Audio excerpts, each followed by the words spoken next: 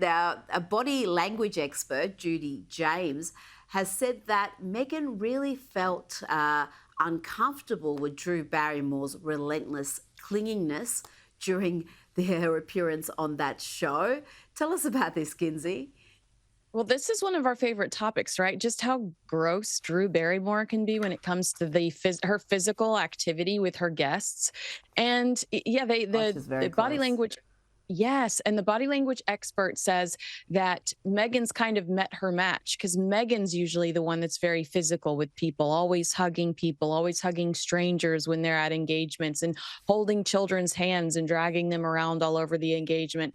But the body language expert says, like, Drew is so over the top that Meghan is physically uncomfortable. But I did catch a minute of the interview where Meghan's hand is actually holding Drew's. So get your barf bag ready. It premieres tomorrow. Thoughts and prayers. I don't think I'm mentally prepared.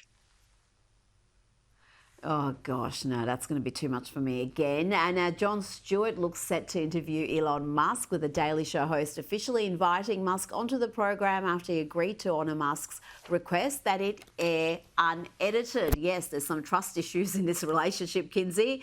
I reckon it's going to be a fascinating exchange if it takes place. It might be a hostile exchange.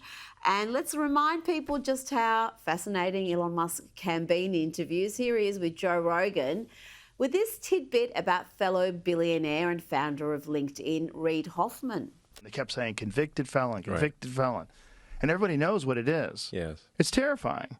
Yes. It's terrifying they could do it so brazenly to a guy who was the president for 4 years. Right. That lawsuit was funded by Reid Hoffman, who is a major Dem donor. And also an Epstein client. The plot thickens. The plot thickens. Yes, Reid Hoffman is a terrible character, if you ask me. Just another reason not to be on LinkedIn. But is this interview going to take place? Are we going to see Stewart up against Musk? I think we will. Musk is putting himself out there a lot more lately. And have you noticed how Jon Stewart has been defending people like Joe Rogan and Theo Von and, saying, I think that Jon Stewart is kind of going into Bill Maher territory a little bit more than I ever imagined.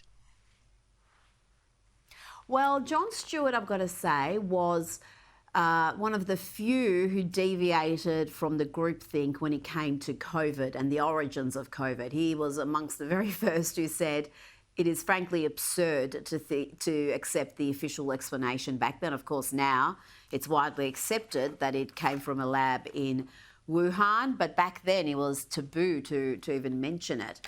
Now let's go to growing concerns about Justin Bieber's mental health.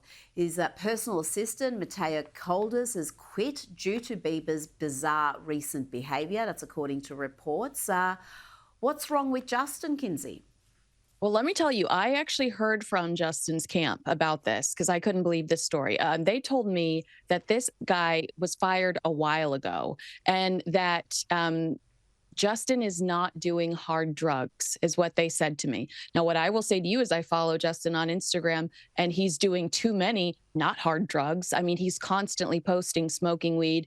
He's looking very thin, almost ill, and his behavior seems really bizarre lately. But according to my Bieber sources, they say this guy got the boot a while ago, and this is a non-story. Yeah, but the erratic behaviour is the erratic behaviour, whatever this guy's motivations may be. Just quickly before you go, Adidas has finally got rid of all its Yeezy inventory after the brand entered the lucrative sneaker and sportswear deal with Kanye West in 2022 over his anti-Semitic comments. How come it's taken so long? I have no idea. I mean, I'm sure that they just had plenty of inventory, but I will tell you, Kanye was spotted wearing a T-shirt with a swastika design on Thursday here in LA. No better time to purge. Like, no better time to purge. I can't deal with this anymore. What is happening with Kanye? Is he getting a divorce from Australian Bianca Sensori? Were they ever really married? Don't have long, 10 seconds. What's the status of that relationship? I think it's pending. I think it's inevitable. Inevitable. It's complicated. It's always complicated. Yeah. Kinsey Schofield, thank you so much for your time tonight.